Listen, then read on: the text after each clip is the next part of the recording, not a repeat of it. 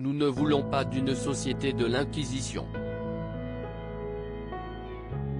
Ce sont les mots employés par Emmanuel Macron, le 1er décembre dernier, lors d'un conseil des ministres, alors qu'il réagissait aux nouveaux témoignages visant Nicolas Hulot. Si le président a émis comme souhait de faciliter et d'accompagner la libération de la parole, le recueil des plaintes, et l'efficacité de la justice, son choix d'évoquer une période sombre de l'histoire dans ce contexte n'est pas passé auprès des 14 femmes qui se sont publiquement déclarées victimes de violences sexuelles de la part de Nicolas Hulot et Patrick Poivre d'Arvor. Quel est le rapport entre nos récits et l'Inquisition ?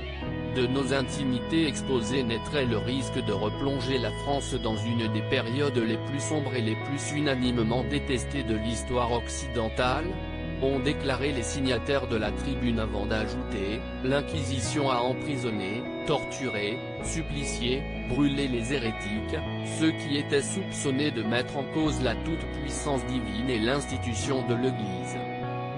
Vous nous mettez du côté des inquisiteurs, figure honnie de la mémoire collective, représentant des pires atrocités du passé. »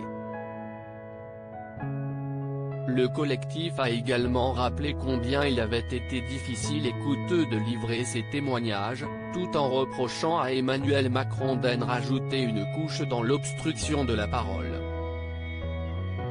Emmanuel Macron, accusé d'alimenter la machine à terre en agitant la menace inquisitoriale, vous en rajoutez une couche, vous nous dites que nous sommes dangereuses. Une pièce de plus dans la machine à terre, ont déclaré les 14 femmes dans Le Monde avant de conclure, nous ne sommes pas les bourreaux, Monsieur le Président de la République. Loading DJ.